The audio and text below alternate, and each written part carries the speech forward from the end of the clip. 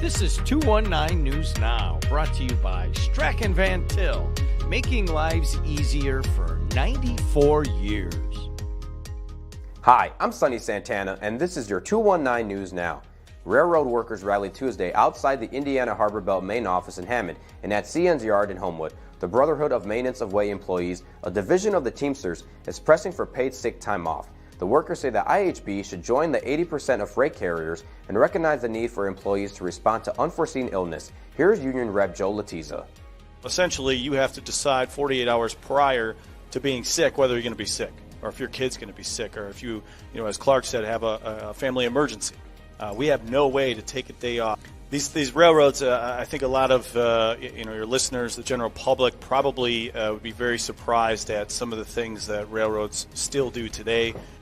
President Biden announced his intent to nominate 2 women with Valparaiso University degrees to fill judicial vacancies on the U.S. District Court for the Northern District of Indiana. Biden says he believes St. Joseph Superior Judge Crystal Briscoe and Elkhart Judge Gretchen Lund are qualified to hold lifetime appointments on the court serving Northwest Indiana, South Bend, Fort Wayne, Lafayette, and places in between. Briscoe, a Gary native, earned a bachelor's from Valpo in 2002 and a law degree from Notre Dame in 2006. Lund received her law degree from Valpo in 2001. Gary environmentalists claim a permit issued to a waste-to-jet fuel facility violates the Clean Air Act, and they're confident a judge will agree. In 2022, the state issued a permit for Fulcrum Bioenergy to build the plant in Buffington Harbor.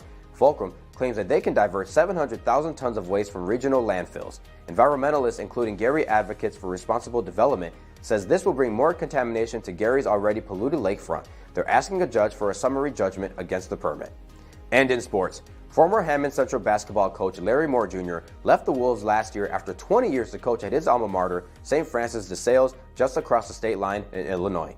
Moore says he eventually wants to coach in college and that it was just time to make a change. Moore also said that he wanted to see through the career of star Jordan Woods, who now plays wide receiver at Eastern Illinois. Woods' younger brother, Michael, followed Moore to DeSales, where he'll play as a freshman against always tough Chicago Catholic schools. Moore says that Mike is ready for the challenge. Michael Woods has been around me since he was like 5th or 6th grade, just being at practices and things. He's very special, man. He's a floor general. What he does different from Jordan is he can shoot. He can pass the same way. The athleticism is starting to come, and he's about 6'2" right now as a point guard. So I'm excited for him to be able to compete on this level. You can watch or listen to that full interview on the Duane Marrero podcast wherever you get your podcasts. To read more on these local stories, head to NWY.com. I'm Sonny Santana, and this was your 219 News Now.